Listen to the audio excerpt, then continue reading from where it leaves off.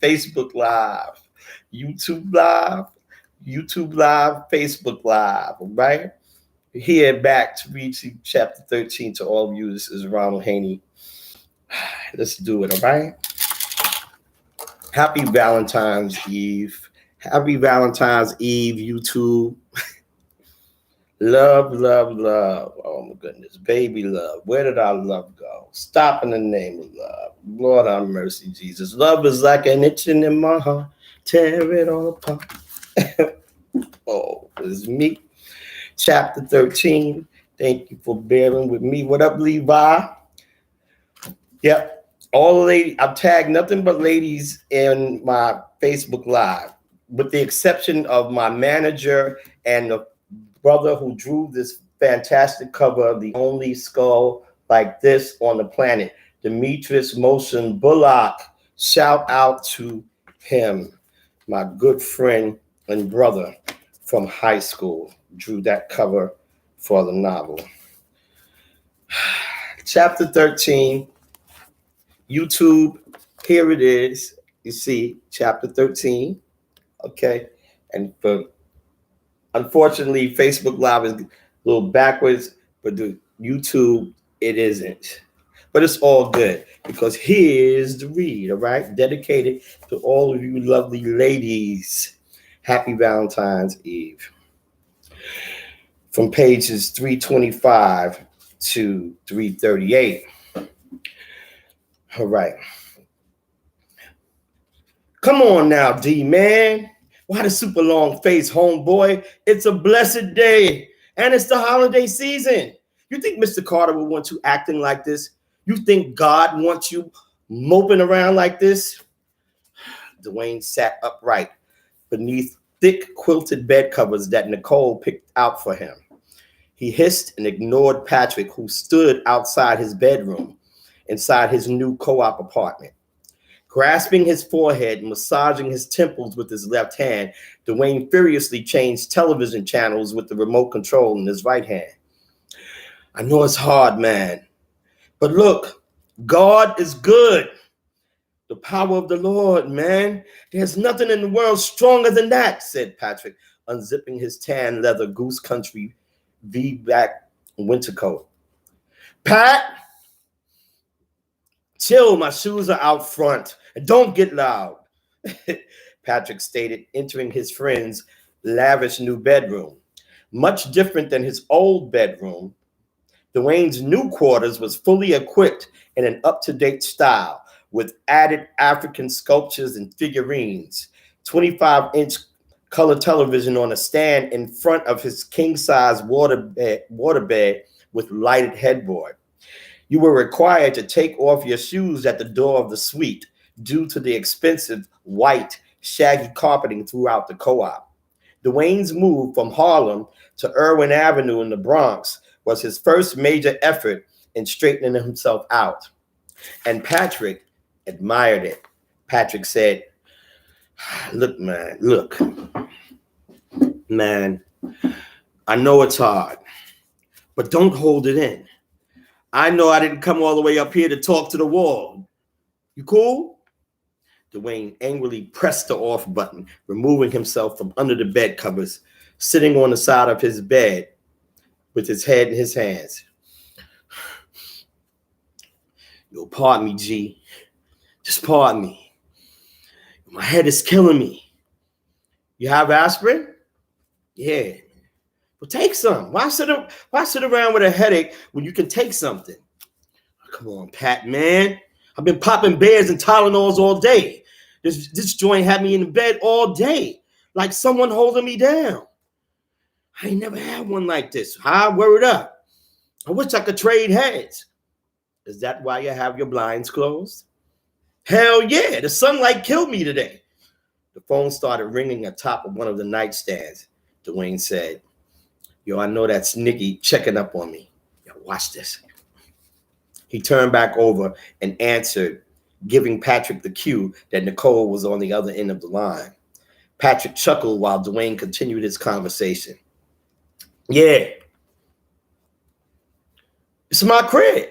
I answer the phone the way I feel like answering. What? But you ain't no big time supervisor. But well, I take that back. Nobody calling me for a job. Yeah, whatever. Buzz me back in a few. I got company. Patrick. Yo, hi, Nikki says hello. Yo, tell her hello. Yo, call me back, all right? Yeah, I still got it. It feels like it's going away a little something, though. But, all right. I'll do that. You call me in a few. I'm going to take some more and fix some tea now. Promise. Cool. Bye. Yo, what's up with you two? She's your girl now? Asked Patrick. Dwayne hung up the phone and went into the bedroom. Dwayne hung up the phone and went into the bathroom, located inside his bedroom. Yo, I need some Motrin, huh? I need them bad.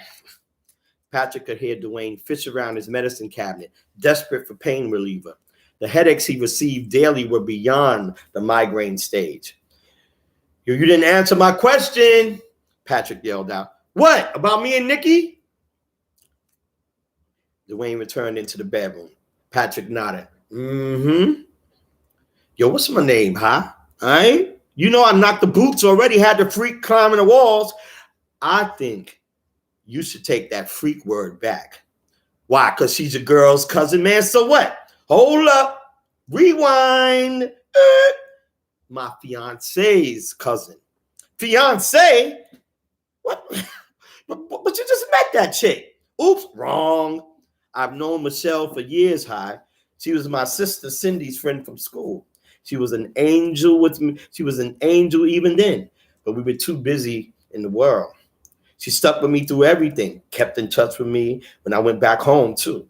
So I didn't just meet her, and I'm blessed to still have her in my life. Glory and thanks be to the Almighty God, Dwayne hissed, hoping that Patrick wouldn't begin another Jesus speech sitting on the edge of his bed. Man, you're lucky that the folks who care about you are covered with the blood of Jesus, and that our Father in heaven loves you enough to place a young lady, not freak, not chick, like Nicole in your life. Here you have a sister who has gone above and beyond for you. She helped you find this co-op.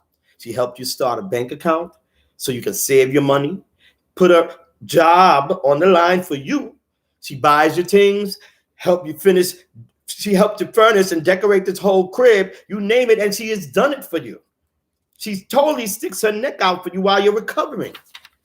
She stuck with you after your surgery because General attacked you, and she even got you some new gear to wear. Fly at that. Man, you can't front, D. We had a great time with her family Thanksgiving over in Jersey. And no matter what my girl thinks or what I think or what you say, I know that she is encouraging you in the Lord.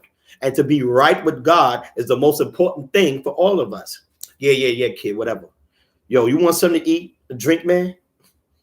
Patrick followed Dwayne from his bedroom into the luxurious front quarters of his new 1-bedroom, 1.5 bathroom suite. The tropical fish inside Dwayne's 30-gallon aquarium jumped when the young men walked past. The fish tank was next to a small bookcase against the wall in between the hallway restroom and the co-op door. The large living room stared back at Patrick, the marbled coffee table with end tables for the crystal lamps, a couple of iron crystal chandeliers for the ceiling, 10-foot black leather couch, 2 love seats and recliner chair, all purchased from various Siemens furniture showrooms, plus the angelic white wall-to-wall carpeting, and a humongous stereo rack system. The Sanyo stereo was equipped with 2 3-feet speakers and 2 5-feet speakers, featuring a turntable, dual cassette decks, and the latest in musical technology, a compact disc player. Patrick sat on a love seat and turned on the new floor model television, which was up against the long wall next to the recliner, other love seat, and stereo. The chairs were placed directly across from the coffee table, second love seat, and sofa. And the sofa was located against the short wall that separated the living room from the walk-through kitchen. And next to the kitchen was the dining room table with 4 chairs, near the door leading to a terrace decorated with flashing holiday lights, designed inside and outside of its railing. Yo, how you holding up, man? Patrick asked, admiring Dwayne's tastefully decorated pine Christmas tree, also near the terrace door. Inside the kitchen, while heating a kettle, Dwayne responded, a little something high. I'm still fighting a, do you know what? You know, Big C. And that ain't so easy, but I'm doing it. You know, Nick helps a lot. Do you want some tea?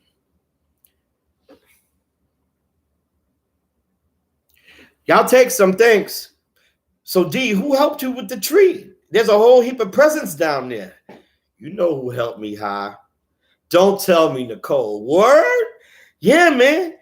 Wow, you two are really hitting it off. That is amazing. Man, I told you I'll be boning her. And Patrick chuckles, shaking his head. Dwayne asked, yo, why don't you and Michelle come by on New Year's Eve? Bring the New Year in with me and Nikki. Shell and I will be in church, man. You and Nikki should be with us. What are you going to do here? Dwayne threw a hiss, entering the living room with empty teacups and saucers, giving one to Patrick. He said, man, what you think we going to do here? I got some Moet, and I got a dope slow jam tape with that hot new Shirley Murdoch. The other new chick, Anita Baker. I got Stupid Luther, Stupid Freddie. Man, when that ball drops downtown, my ball's going to be dropping uptown. Patrick shook his head and said, I know you need Jesus. Word up, how when that ball drops saying 1987, Nikki going to scream, 87. Patrick said, get behind me, Satan. It's not me. It's thee. Get behind thee, Satan, Dwayne said, challenging Patrick's statement. It's me. It's me. Thee. Me. Thee. Yo, D, how you going to tell me, of all people, go get my tea, chump. Here the water boil, you know. Here the water boil, no. Oh, now you're Jamaican all of a sudden? The two friends laughed for the rest of the afternoon while sipping tea, playing music and video games on the television. A few evenings later, Dwayne was laid across the couch, conversing on the phone, proceeding to light a cigarette. Yo, you sure, Arlene? You sure you ain't mad? I ain't been no angel, he said into the telephone. I'm sure, baby Al, Arlene began on her end. I mean, no one is perfect. And I tell you, I sure did want to get your behind locked up a couple of times when you was smoking that stuff. Yeah, I was ready to kill you myself. I thought it would take me a long time to get over the things that I've seen you do with my own eyes. Couldn't believe how Gwenny's son, my god baby, had turned out. But there is such a thing called forgiveness. And again, like I said, no one is perfect. You've been through a lot, and it's never been easy. 17th was never easy, even when me and your mama was coming up. Yo, tell me more, Arlene. Tell me more about my moms. Man, now I wish Pappy was here to tell me the scoop. I should have listened when I had the chance, man. I don't know enough about that Arnold Mucci character either. My pops. Damn. Yo, tell me, Arlene. Tell me about Gwenny. Child, I'm not even the one to tell you about what went down with your daddy. And truth be told, baby Al, there's not much I will say about your mama over the phone, Arlene said, then took a deep breath and continued. I will say that she was very close to me. She was a very special and dear friend. You know, we grew up together. She was a girl I'll never forget. But listen, you have my word. We'll get together soon in person, and I'll tell you all about it. Everything you need to know, okay? Dwayne grinned, wishing he knew his mother. And on the other end, tears welled in Arlene's eyes at the brief mention of her best childhood girlfriend. She immediately assumed her godmotherly questions. Well, how's your new place? Yo, it's cool. Yo, maybe you can come by, you and the kids, for Christmas dinner. You cooking now, baby Al? Yo, a little something. Yo, really, my girl does most of it. Yo, I don't think you met her. Her name's Nicole. I met her before. You did? Oh, word up. Yeah, when we did Pappy's arrangements. Now, wait a minute, boy. You mean when I made the arrangements? Dwayne chuckling said. Okay, Arlene, you got that one. She's the counselor over in Millbrook Projects, right? Near Millbrook, I think. Yes, I do know Nicole. Yeah. She really been looking out. We met before, and we talked a few times. She gave me a business card. She has my number too. How's that problem working out? Fine. I'll never touch another drug. And at times it gets kind of hard, you know. Man, I knew I had to leave, you know. But after Pappy died and I was in the hospital, I knew I had to leave the drugs alone. Nikki helps me a lot. I'm sure she does. I like her. I mean, she's okay, and I appreciate her caring for your well-being. I still think that she may be a little concerned about your money, though, baby Al. I know she has done quite a bit to help you. But you just be careful, too. Be careful with all that spending you doing with her and on her. You hear me? Mr. Carter fixed it for you to live right after he passed. And you need to be thinking positive and finding ways to save and flip that money the way you're supposed to. I know you have feelings for this girl. She's a very smart, educated young lady. I dig her, but I mean, she's asked about your finances a bit much for my taste. Looks like she got her hands all in it too. And I'm not tripping. I mean, I'm a woman and I know what time it is. I'm just cold let you know what I'm thinking. Again, just be careful while you're starting over uptown. Hear me? Yes. And another thing, as soon as possible, I think you need to get in touch with Mr. Jimmy Robinson and apologize. You definitely owe him an apology for what went down at the funeral. I know you don't want to hear it, but I have to tell you my feelings. But he started with me, Arlene. He got dumb loud when I was trying to leave with Nikki and Pat. He said I was going to help her beat forgiveness. Forgiveness, the need to forgive. I don't care what he said. He was upset about Mr. Carter dying just like all of us, and he loved your grandfather very much. And you, okay? And he is your godfather and has done plenty for you in your life. Call him and apologize. I guess so. Boy, you a fool. That man owns Hamburger headquarters. Are you kidding me? We just got back not long ago from seeing Donnell's mama down south, and HHQ is up and down 95. Many a drive-through, many a state. Look, you let me know when you need the number. It is the fair and respectful thing to do, baby Al. He is your godfather, not your enemy. Yeah, you right. Good. Well, maybe I'll drop by for a visit next week. I imagine your place is nice. Yo, I wish I lived higher up. You can see all over the Bronx up there. I live on the second floor. Have you spoke to the nurses upstate? Oh, ain't Lou? No doubt. I'm getting some wheels next week, so maybe I'll go and check her out. Make sure she's still holding on. Wheels? A car, baby Al? His call waiting system line beeped in. Yo, hold on for a minute. Let me see who that is. Yo, Dwayne, honey, it's me, Nicole. You on the payphone? Yes. Yo, hold on. He clicked back over to Arlene. Yo, that's Nikki now. She's on the payphone, so I'm going to talk to her. You need me to call you back? You need anything? No, that's okay. Get over to your other line, baby Al. I'll call you next week. Thanks for the Christmas cards. The kids liked them. Did you get the one I sent? I did. So I'll call you in a week. Happy holidays. Good night, Arlene said, hanging up her end. She entered her living room and plopped down next to her 9-year-old Dante. who also sat on the couch playing his tabletop version of Miss Pac-Man.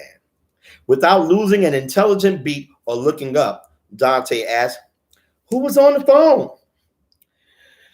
"Baby Al," replied Arlene. Dante sucked his teeth, a response Arlene had expected. "What did he want?" "He just wanted to talk, baby, that's all. It's Christmas time. He probably misses Mr. Carter," Arlene said, rubbing the bright youngster's back. He instantly stopped playing his game and sat it down on the glass table and looked at his mother in her eyes. "I miss Grandpa too. He's gone because Baby Al was mean to him." "What do you mean, sweetheart?" "I don't like him, Mommy. He was real mean to us and Grandpa. He's mean, Mommy. And God took my grandpa away, and he didn't even hurt nobody." Arlene hugged her son tightly and kissed the crown of his kinky-haired head, hoping she could smooth the boy's ruffled feathers. She often had to use the same tactics for his father, and Dante was growing into a true rebel, a mere carbon copy. Yet at times, when deeply moved, he displayed her own sensitivity. Arlene began patiently. "Dante, honey, sometimes in life, we do things out of anger. Out of hurt. We really don't mean to do bad things. We have bad moods, but we really don't mean it. Now, later on, we're sorry for the bad things we do.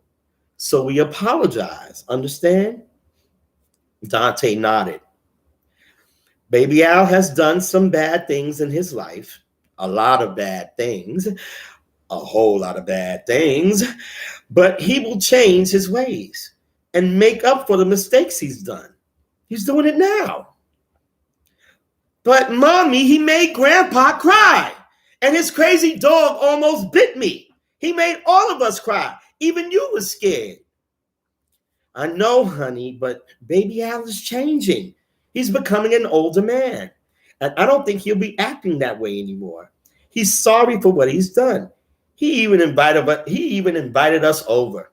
"Nope," Dante stated, standing emphatically. "Mommy, Baby Al is still mean, and boy, is he going to get it. I bet he still uses the words you don't want me and Naisha to say, and he's going to be crazy his whole life for the mean things he did to Grandpa. I don't ever want to see him. He act like he a crackhead." Arlene was astonished with Dante's last statement.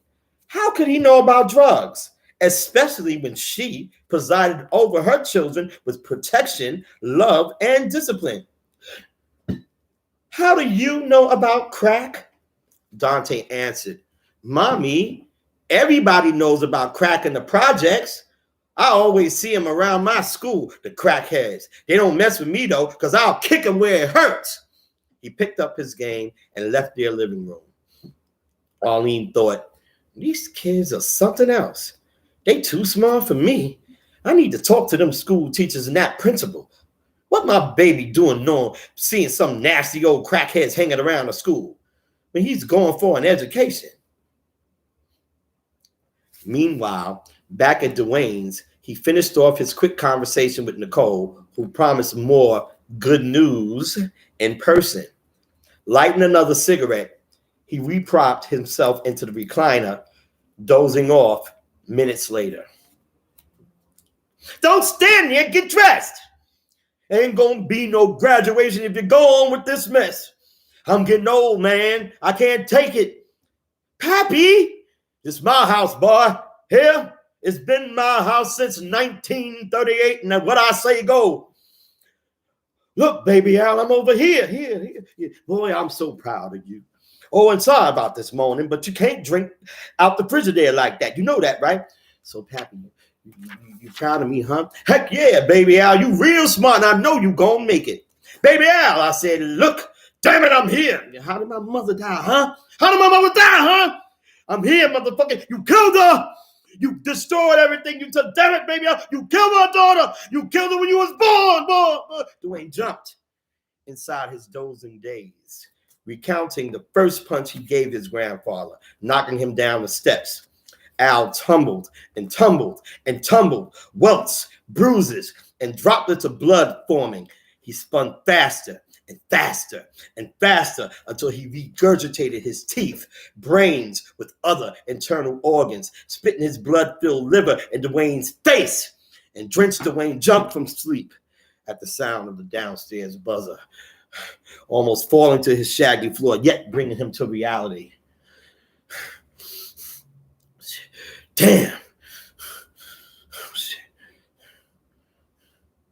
God damn. That scared me, he mumbled, panting until he calmed down.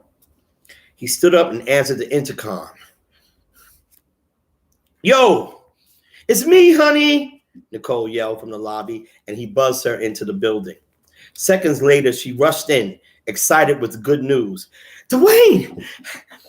Oh, Dwayne, guess what? Great news! I need you to fill out this application for transit.